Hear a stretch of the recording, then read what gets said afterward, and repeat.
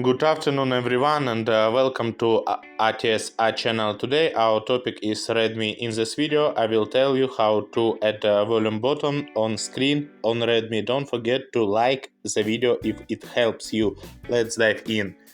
Open settings, your phone, and scroll down. Find additional settings, tap on it. Accessibility. Tap on it, find accessibility menu, accessibility menu shortcut turn on. Good. Tap here, volume button. Good.